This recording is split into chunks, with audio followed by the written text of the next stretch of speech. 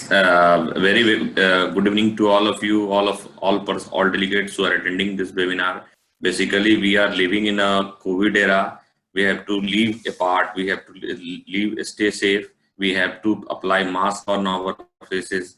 And now the method of knowledge sharing webinar has emerged as the most important method, because earlier we were having seminars, CMEs, conferences, where we used to gather and share our knowledges in conferences. But now, since we have to stay apart to keep the infection low, and infection is peaking day by day, so webinar in this scenario, webinar has emerged as an important method of knowledge sharing.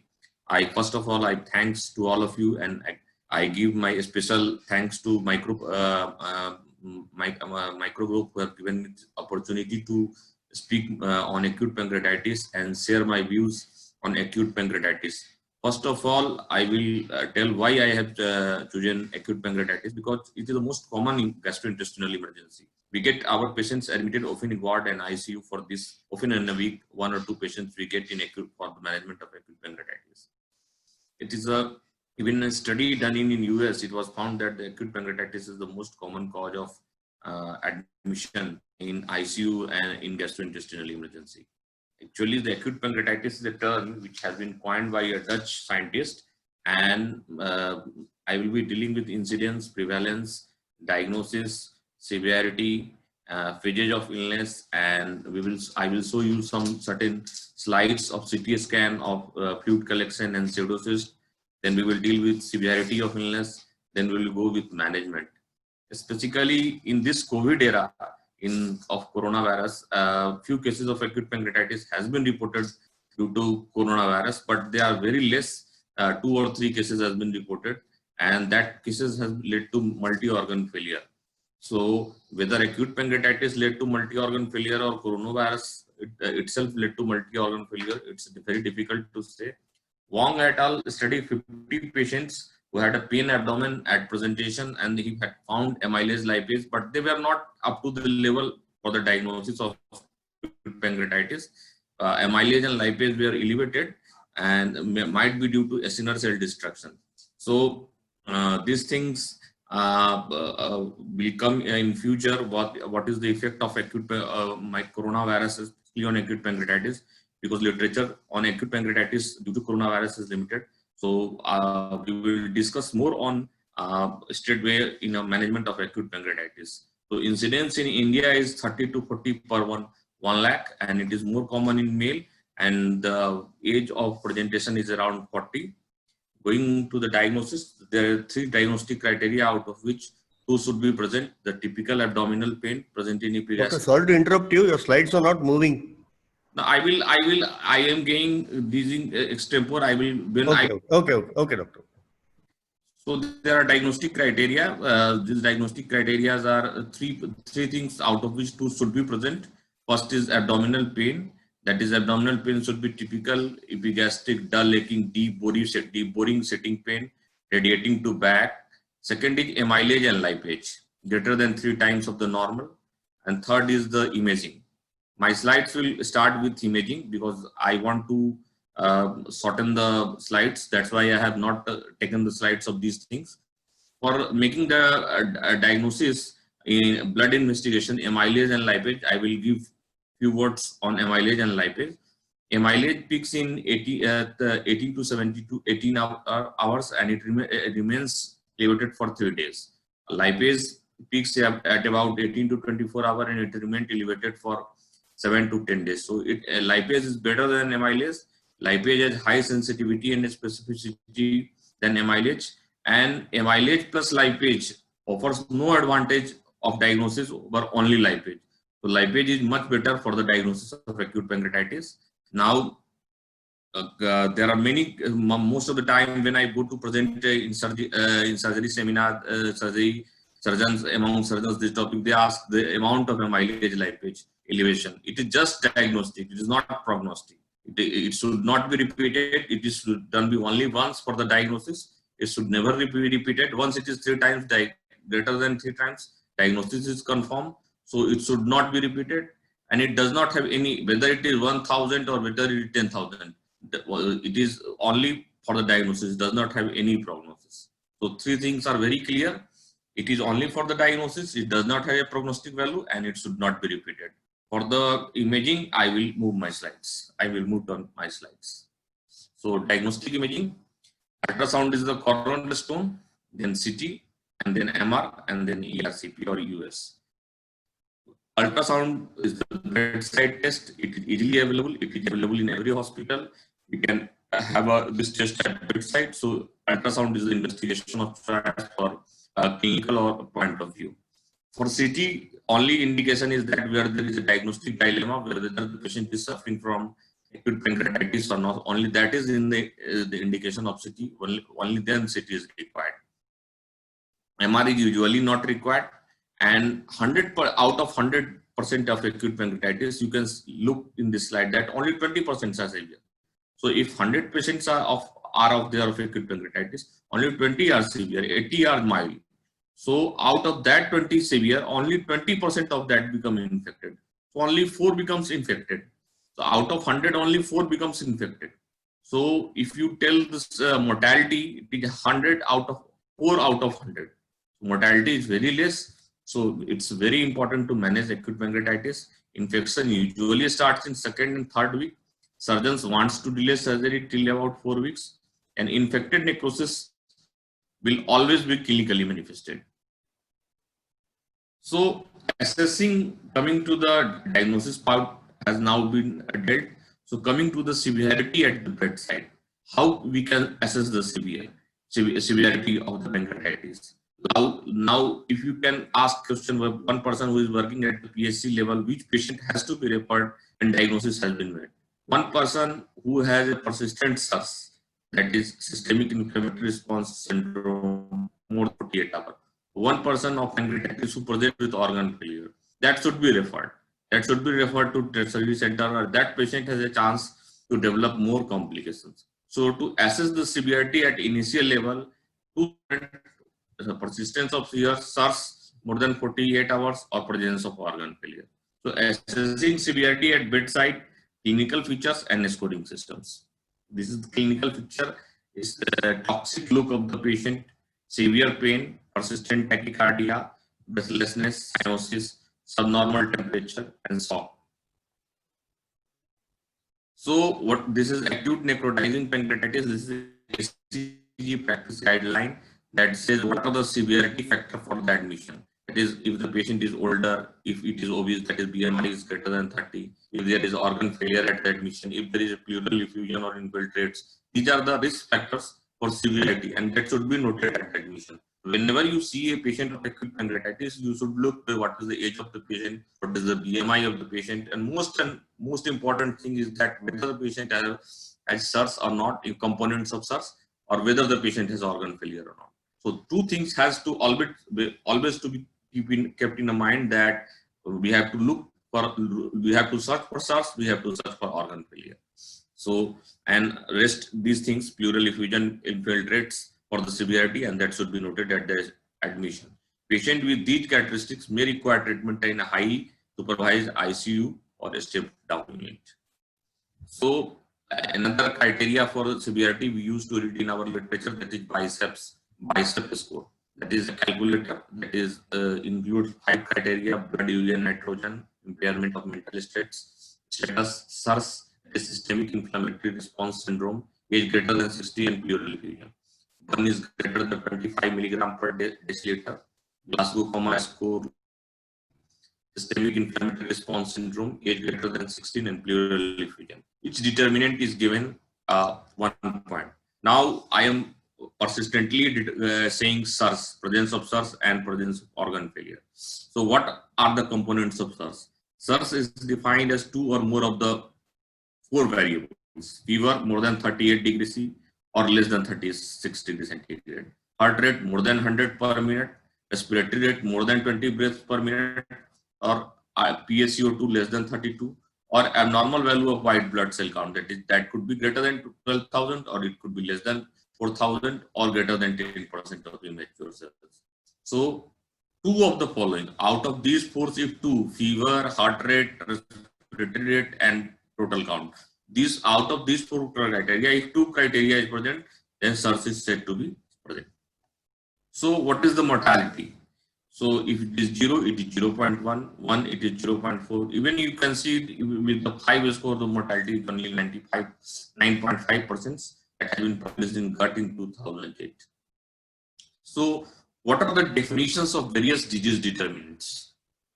So for defining determinants, Atlanta classification has been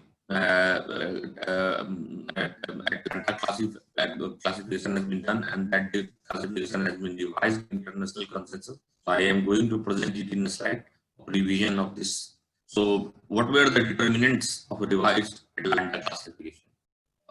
First was the local, and second was the organ failure. So local, there is pancreatic or peripancreatic fluid collection. So pancreatic or peripancreatic fluid collection, again this collection is sterile or infected. So collection and necrosis. When you see local, you have to keep two things in mind. One is collection and second is necrosis. If you see the collection, whether is this collection is sterile or infected. When you see the necrosis, sterile and infected. And when the week 4 passes, the same thing becomes pseudocyst and walled off necrosis. And second is the organ failure. So determinants of severity are two when we deal with in the second week of pancreatitis. One is local and other is organ failure. Organ failure, even in the first week, if it is present and organ failure is present more than 48 hours, it is said to be severe pancreatitis. So two things has to be kept in mind, local and organ failure. So organ failure, what is, how to assess onset after the initial incident? How to say that the organ failure is permanent if it persists more than 48 hours? How to say multi-organ, number of organs in disease affected, transient or persistent, whether it is responding to medical treatment. You have hypotension, you have given the fluid, it responded, but it is not that it is a persistent organ failure. And what is the duration of organ failure? If it responded beyond 3 days or 4 days, then it is persistent organ failure. If it responded within 48 hours, then it is transient organ failure. So for organ failure, we have a modified Marshall scoring system for organ dysfunction, which has 4 parameters: PaO2 by FiO2, serum creatinine, systolic blood pressure. A score of 2 or more in any system defines the presence of organ failure. Again, I am saying in acute pancreatitis, you have to two things keep in mind: cysts and organ failure. So in these scores, 0, 1, 2, 3, 4 is designed depending upon whether it is PaO2 by FiO2 is 400 or 300 or 200 or 100. This is, you can easily go through this chart. And what is the blood pressure and what is the serum creatinine greater than 90? If systolic blood pressure is greater than 90, it is 0. If it is less than 90 and fluid responsive, it is 1. If it is less than 90, not fluid responsive, it is 2. If it is less than 90, pH is less than 7.3, it is 3. Similarly, if it is less than 90 and pH is less than 2, then it is 4. So again, organ failure, same thing. So coming to the complication, organ failure and second is complication. So before 4 weeks, whatever the collection is, we term as acute collection. That is acute pancreatic fluid collection. Acute, if there is a necrosis, we tell it acute necrotic collection. Once the 4 week is over, after the onset of index complaint, we call it pseudocyst or walled off necrosis. Now, in collection, we use two terms: whether this collection is sterile or whether this is infected. So acute pancreatic fluid collection is sterile, acute pancreatic fluid collection infected. First 4 weeks. Acute necrotic collection is sterile, acute necrotic collection infected. Similarly, after 4 weeks, pseudopancreatic cyst sterile, pseudopancreatic cyst infected. Similarly, necrotic walled off necrosis infected, walled off necrosis infected. So I am going to show you the CT films 4 or 5 in next. The same thing I have said about the collection. You can see very well the collection here. This collection is before 4 weeks. This is acute fluid collection. In the middle slide, you can well depicted in below the tail of pancreas the fluid collection. This is acute fluid collection before the 4 weeks. Similarly, now after 4 weeks, you can very well see.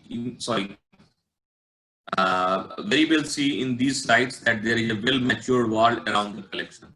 So it is after 4 weeks. So the wall has formed. This is called pancreatic pseudocyst. There is no content inside this pseudocyst.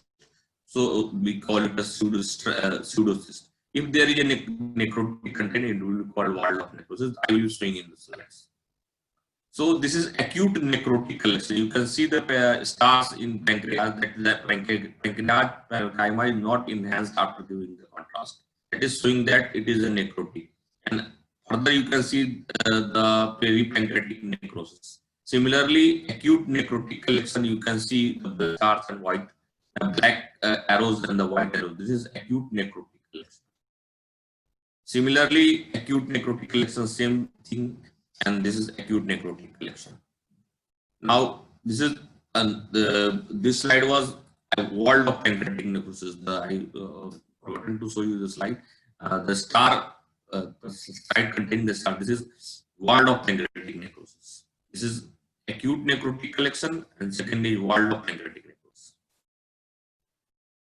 So, how to recognize that necrosis? Because the only thing, necrosis is not going to determine the severity of illness. It is the infected necrosis that is the most dangerous. The most dangerous part of acute pancreatitis is infected pancreatic necrosis.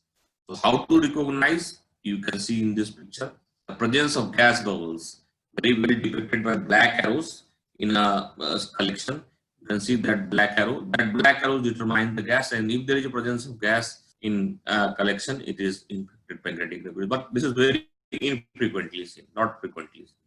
So this is another slide showing walled of pancreatic necrosis. You can very see, if you remember the slide of pseudocyst, you very well realize that in this collection, the black arrow is showing content inside.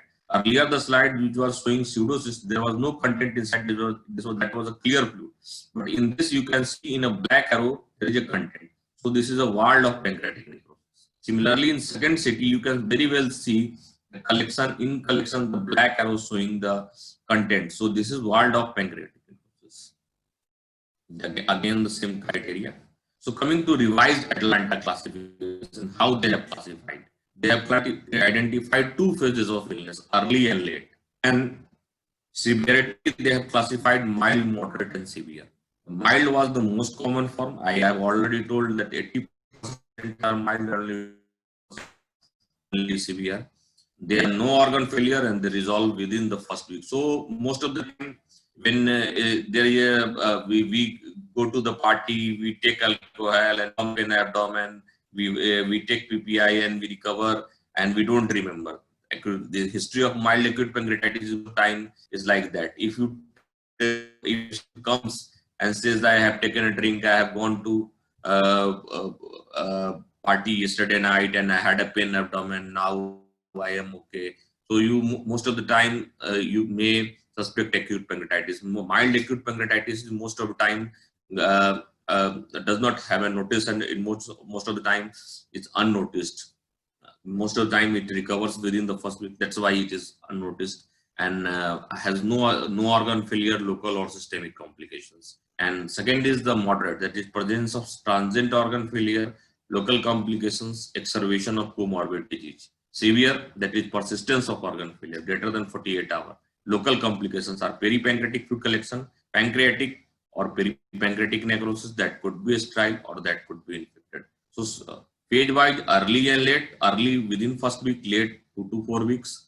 Severity, mild, moderate, severe. Mild recovers within the first week. Nothing special needs to be done. Moderate and severe needs care, ICU care. That moderate transient organ, severe the persistent organ failure. So what were the objections to this revised Atlanta classification? The objections were that mere presence of fluid or necrosis do not determine the outcome. It is the infection that determines the outcome. But I was telling earlier that infected necrosis is the most dangerous part. So it is not the fluid, it is not the necrosis, it is the infected necrosis that determines the outcome. So number of studies have demonstrated that infected peripancreatic complications, pancreatic complications, rather than presence of necrosis per se, are the key determinants of high morbidity and mortality in patients with acute pancreatitis. Mere organ failure does not determine the outcome. It is the rapidity, severity, reversibility, and number of organs that determines the outcome. So these were the objections to the revised Atlanta. So on the basis of these observations, state-based classification was evolved by an international multidisciplinary consultation. The presence of one determinant can modify the effect of another, such that presence of both infected pancreatic necrosis and persistent organ failure have a greater immediate effect on severity than either determinant alone. And this derivation leads to another class, that is critical pancreatitis: severe, mild, moderate, severe, and critical pancreatitis. So again, the same thing: acute pancreatic fluid collection, necrotic collection, walled-off necrotic collection, and pancreatic cirrhosis and organ failure. So coming to the management part, not the severity has been dealt with. The first and foremost is the pain. There have been trial with diclofenac and pentagocin that has been published in the American Journal of Gastroenterology last year, and the trial compared head-to-head diclofenac 75 milligram thrice daily and pentagocin 30 milligram thrice daily, and fentanyl was used as a rescue analgesia. In what it showed that pentagocin has a much earlier response, and it pain-free period was more with the pentagocin rather than with diclofenac. So opioid agonists are more preferred. Another, if you say which analgesics to be preferred, in my opinion, tramadol is the best. Even the study has been done in PGI Chandigarh last year, and that showed the diclofenac versus tramadol. Tramadol has a better effect. Only thing the tramadol has that it increases the sphincter of body pressure, but it has a better, very good analgesia.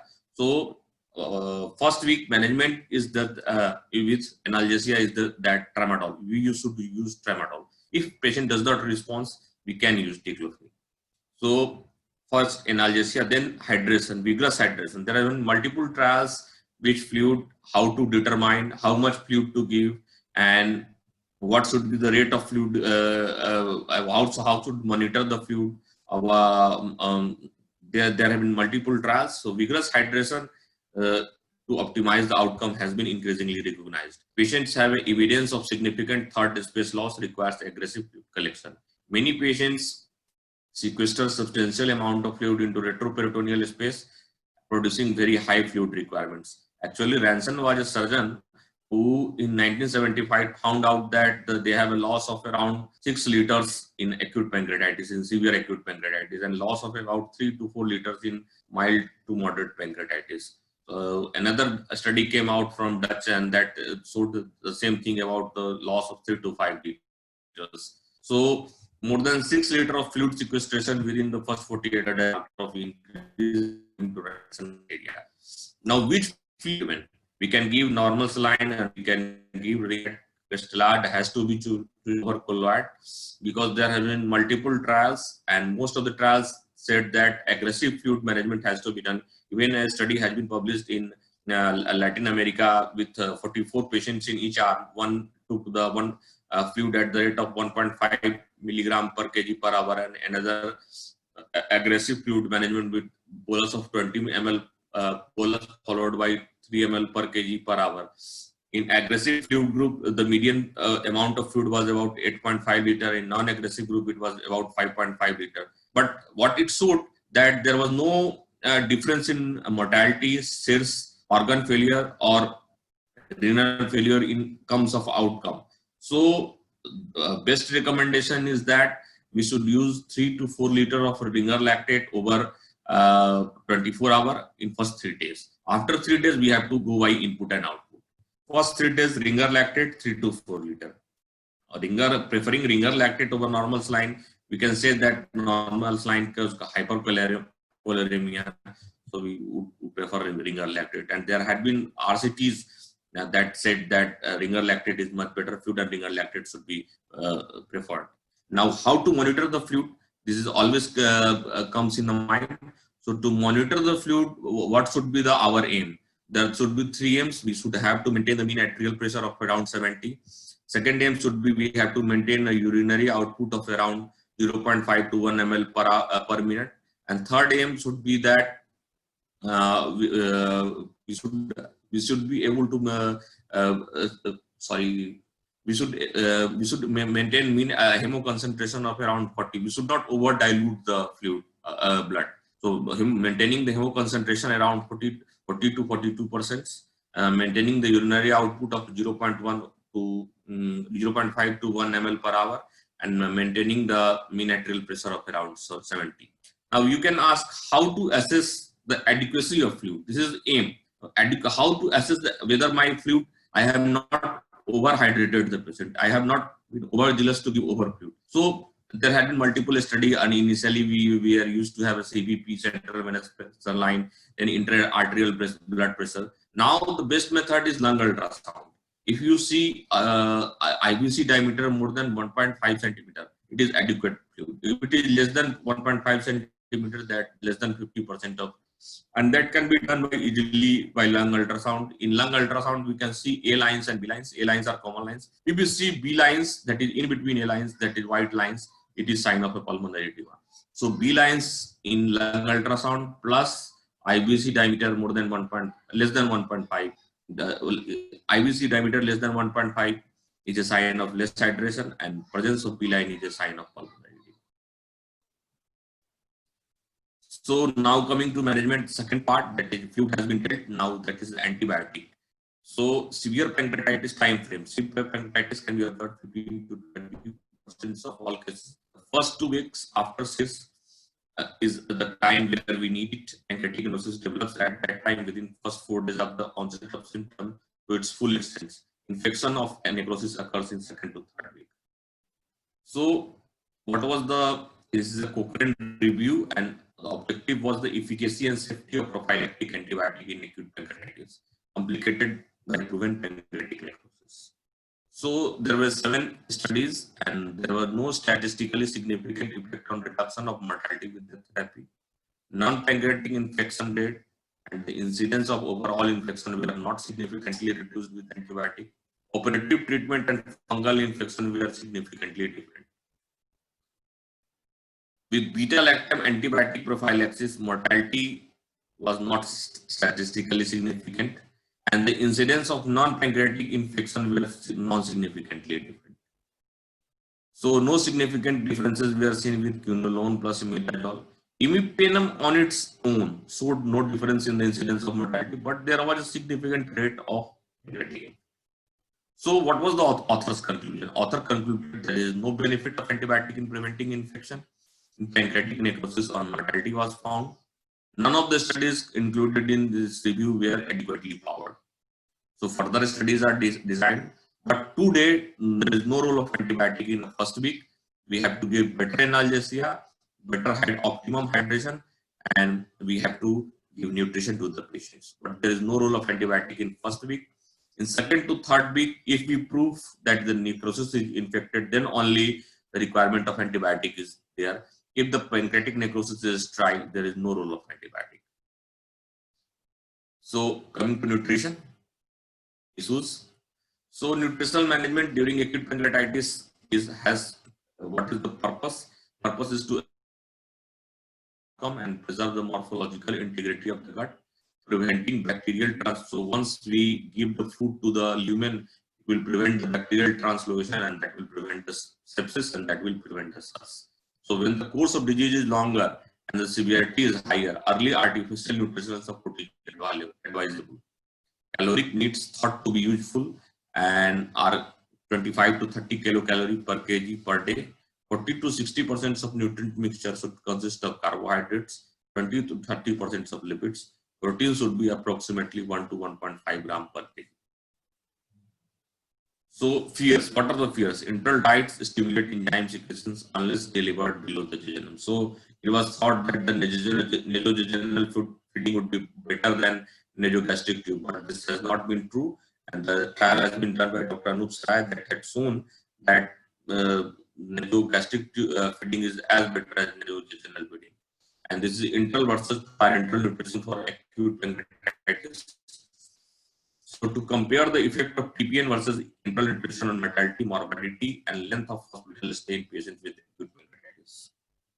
So what were the results? 8 trials, 348 participants, comparing enteral nutrition to total parenteral nutrition for acute pancreatitis. Relative risk of death was 0.5. For multi-organ failure, only 0.5. For systemic infection, 0.3. For operative interventions, 0.44. For local septic complication was 0.74, and for other local complication was 0.70. Mean length of hospital stay was reduced by 2.37 days in enteral nutrition versus total parenteral nutrition. Furthermore, a subgroup analysis for enteral versus total parenteral nutrition patients with severe acute pancreatitis showed death of 0.18 and relative reduction of mortality of 0.46. So what were the orthodox conclusion after all this data? In patients with acute pancreatitis, enteral nutrition significantly reduced the mortality, multi-organ failure, systemic infection, need for operative intervention compared to those who receive total parenteral nutrition. So enteral nutrition must be preferred. In mild pancreatitis, you have to start orally once patient got reliefs of pain. But once in severe pancreatitis, you have to start enteral nutrition, not total parenteral nutrition, as I have shown in this author's conclusion. Enteral nutrition is much better than total parenteral nutrition. In addition, there was a trend towards reduction in length of hospital stay. So these data suggests that enteral nutrition should be considered the standard of care in patients with acute pancreatitis requiring nutritional support. In mild pancreatitis, once the patient is pain-free, you can start the treatment oral therapy. In moderate and severe pancreatitis, you have to give enteral nutrition, polymeric free. So nutritional support in acute pancreatitis, that is same thing, systematic review of the literature. Patients with acute severe pancreatitis should begin enteral nutrition early. Not earliest, not that on day first. It's first 3 days should be on the fluid. And after 3 days, when the pain is over in mild pancreatitis, we can take over to enteral nutrition, because in most of the patients in first 3 days, unless or until there is a critical pancreatitis, we keep patients nil by mouth, because such therapy modulates the stress response, promotes more rapid resolution of the disease process, and results in better outcome. In this sense, enteral nutrition is the preferred route, and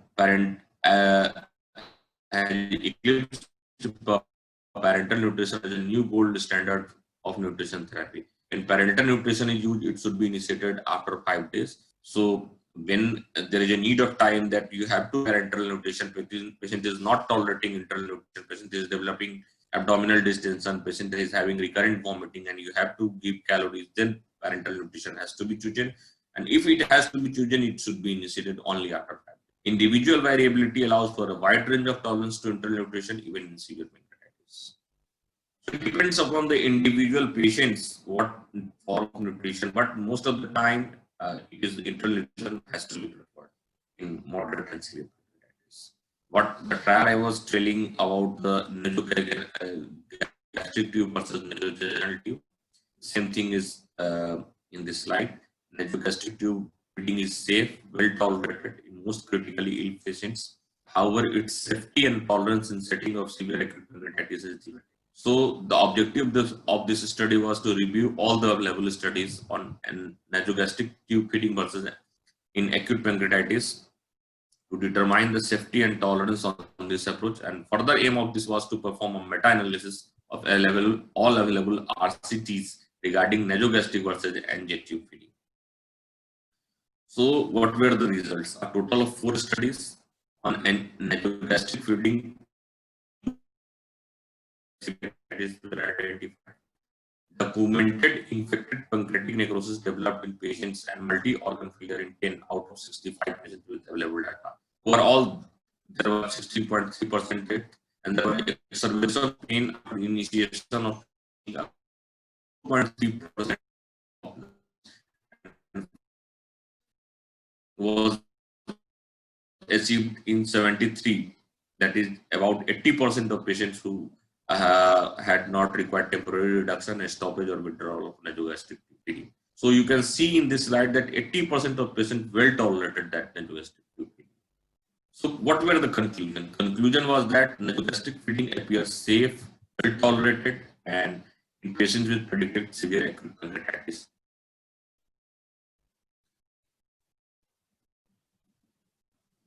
nasogastric or nasointestinal fitting in severe acute pancreatitis.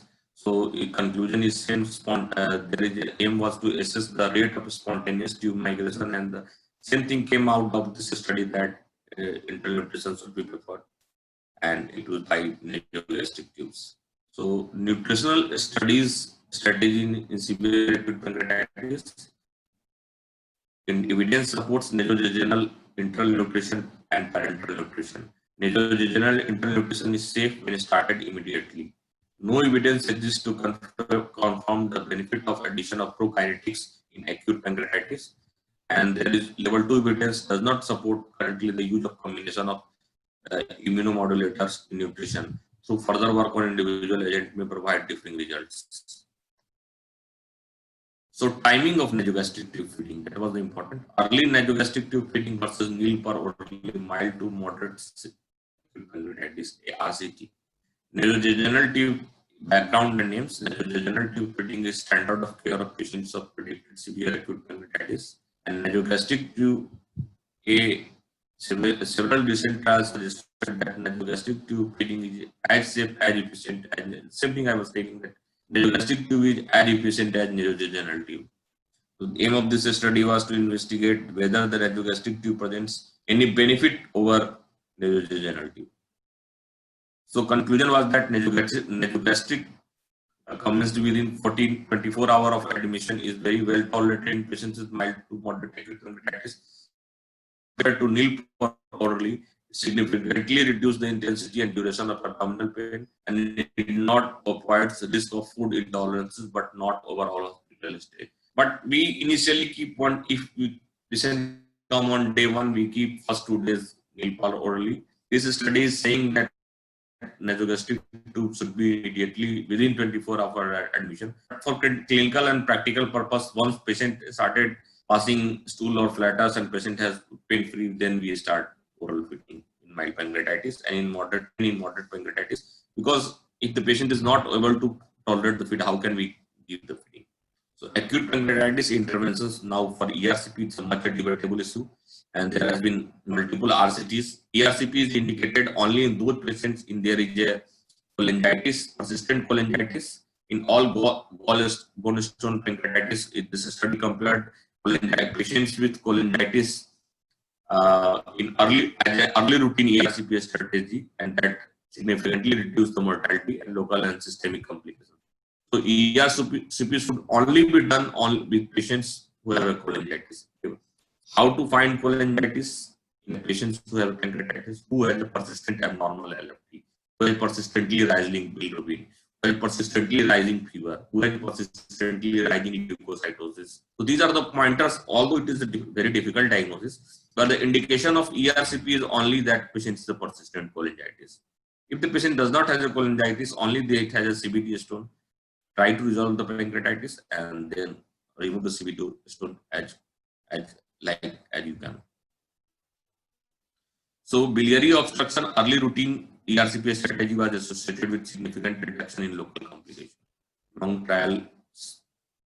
So author concluded that patients with acute gallstone pancreatitis, there is no evidence that early routine ERCP significantly affects the mortality, local or systemic complication of pancreatitis. But if there is a cholangitis, early ER should be considered, and early ERCP should be done in patients with coexistent cholangitis or biliary obstruction. So I am showing where to do an early ERCP. You can very well visualize that stone obstructing the ampulla, and if you hardly pre-cut, or stone will come and patient will get removed. That is the situation where a gallstone has lost that the ampulla better, and it will very well departing to do ERCP here. So acute pancreatitis went to surgery or removal of strile or infected necrosis, whether there is any role of early surgery. Culminating acute pancreatitis with organ failure and a rapidly progressing downward course soon after admission requires patients admission to the hospital not undergo operation during the first week of their illness. When the deterioration is rapid, that would be then only be taken in the first week. So rule of thumb is that surgery should be delayed in pancreatitis as much as you can, not in the first week. But if there is a clinical deterioration, if there is situation demands, patient is not, there is a multiple organ failure and there is extensive necrosis and patient is deteriorating, then you have to take surgery. And these patients have very high mortality even with the surgery. The outcome is better when surgery is postponed at least second week or later in the margins of pancreatic. That is why necrosis has become wide. That is, margins of pancreatic necrosis have become better defined and the acute inflammation has somewhat subsided somewhat. So acute pancreatitis issues, surgery, background facts. More than 80% of deaths among patients with acute pancreatitis are caused by infected necrosis. So earlier what I was telling, the most difficult part or most troublesome part of pancreatitis management is infected pancreatic necrosis. Now you see in this slide, 80% of deaths are due to infected necrosis. An aggressive surgical treatment required in such cases. Patients with infected necrosis requires emergent surgery. What are the common organisms? That is inter-gram-negative E. coli, gram-positive organisms, anaerobes, and fungal infection is a late event, usually following prolonged antibiotic therapy. How to diagnose infected necrosis? Initially, we used to do CT-guided FNAC. Now it is not required. Also, things that make the things difficult to diagnose infected necrosis, that patients with persistent infection have a count less than 15,000. So, how to diagnose? There are three or four things we can keep in mind. One is persistent leukocytosis. Second is if the fever persists more than first week. Third is there is elevated procalcitonin. If all the three things are found, the elevated procalcitonin, PCT, total count continuously rising, and if there is a persistent surge after 1 week, infected necrosis, and that has to be double. That has to be dealt seriously. And the gas bubble slide I have shown you earlier and showing you again, this gas bubbles are evident in very minority of patients. If this is found, this is sine qua non for the infection. So surgical indications in acute pancreatitis, infected pancreatic necrosis remains the primary indications, and surgery should include a thorough search for pancreatic sources of infection. Retroperitoneal, percutaneous, or endoscopic approaches are applied. Nowadays, there are multiple endoscopic approaches where we go US guided approaches where we put an axios stent where we go we can lavage the cavity and then again come out, and then again we lavage the cavity, then we necrotic collection, we remove the necrotic collection. This approach is very much rewarding, but there are certain collections like in paracollicutor where you cannot approach with US, where percutaneous drainage method has to be applied. Further, there is a retroperitoneal connection where laparoscopic approach may be much useful. So all minimal invasive approaches should be dealt with necrosectomy or evolving necrosis, and there is a currently insufficient evidence to support one approach over another. Management of patients with acute pancreatitis at high volume center appears to associated with survival benefit. So, role of open necrosectomy in current management of acute pancreatitis, a review article. Contraindications of open necrosectomy, pancreatic or peripancreatic necrosis without evidence of infection or clinical deterioration. Early operation, that is within 1 week from onset of pancreatitis. So, role of open necrosectomy or indications and timing for open necrosectomy.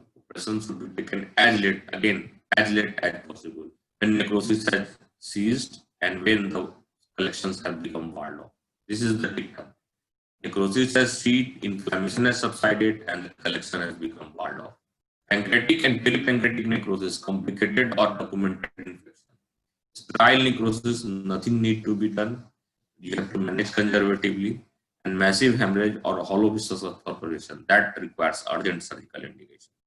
So surgery in acute pancreatitis indicated other than infected necrosis when patient's condition deteriorates. Again, I am repeating, when patient is not improving even with conservative management, with failure of one or more organ system, even with this sterile necrosis, and to drain the pancreatic abscess, if percutaneous drainage cannot produce a desired result. So coming to cholecystectomy, a much important issue in gallstone pancreatitis. In mild gallstone associated acute pancreatitis, should be performed as soon as patient has recovered. I think in my hospital, patient delays and he says the patient come after next admission, I will do cholecystectomy, but this is a wrong practice. And I say in the same hospital admission. Because if the gallstone is left, it will again cause pancreatitis. So mild pancreatitis should be done in the same hospital admission, even within the same week. In severe gallstone-associated acute pancreatitis, cholecystectomy should be delayed, usually when there is sufficient resolution of inflammatory response and there is a clinical recovery. So mild acute pancreatitis is not an indication for pancreatic surgery. Infected pancreatic necrosis with deterioration in clinical sign and symptoms of sepsis and indication for intervention, including surgery and radiological intervention. So coming to the summary, patients with sterile pancreatic necrosis should be managed conservatively and only undergo intervention in selective cases. Minimally invasive approach should be done for necrosectomy, expected, and it is expected to play a significant role in a selected group of patients. Surgical and other forms of interventional management should favor an organ-preserving approach which involves debridement or necrosectomy combined with post-operative management. Concepts that maximizes the post-operative evacuation, retroperitoneal debris, and exudate. Cholecystectomy should be performed to avoid recurrence of gallstone-associated acute pancreatitis. That is, I have already said that it should be done in the same week. It should not be delayed in mild pancreatitis. In moderate to severe pancreatitis, we have to look for inflammation and resolution of clinical signs and look for the severity and resolution of inflammation and collection, and then you can go for surgery. Endoscopic sphincterotomy is an alternative to cholecystectomy, but there is a theoretical risk of introducing infection into sterile pancreatic necrosis. So thank you for this presentation. Now it is open for questions.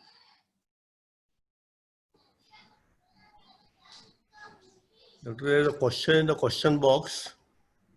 Now, Rajiv Pandey has got to ask. question was how to open? Antibiotic roles in management and when to hospitalize.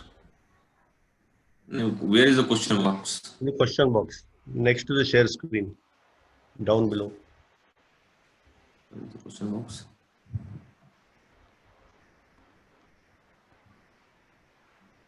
You could see it. No, I am not able to see the question box. That's why I'll read the question for you. Okay, you can read. Dr. Rajiv Pandey, Okay. antibiotics role in management and when to hospitalize. I have already said earlier when to hospitalize. The patients is when you come, patients comes to you with a pain abdomen. If it has persistent SIRS, that is SIRS is persisting more than 48 hours. And if there is an organ failure, you have to hospitalize the patient. And role of antibiotics, there is no role of antibiotic in first week.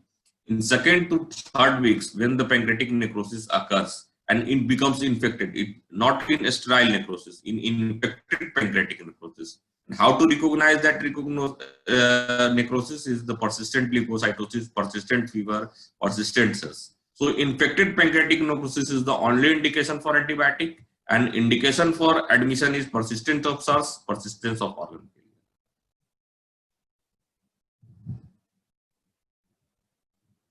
From Dr. Birendra Kumar, what acidity?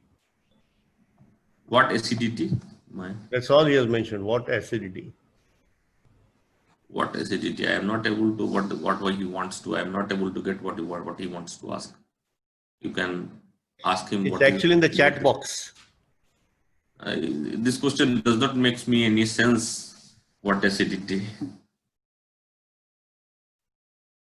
If he wants to ask whether PPI should be given or not, it is clear that PPI should not be given, because PPI is the anti-acidic drug that is given most of the time, and PPI should not be given because it alters the microbiome.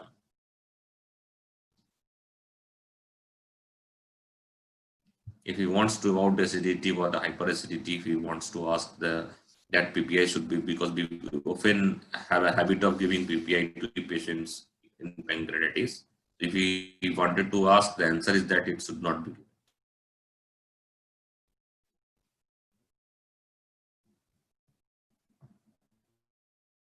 That's all. I think there are no more questions.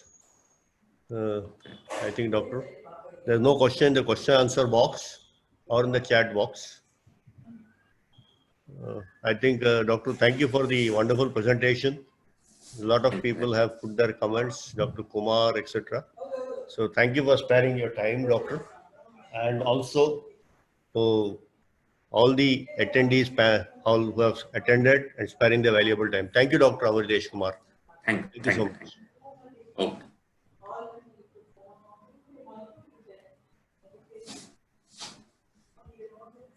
Leave.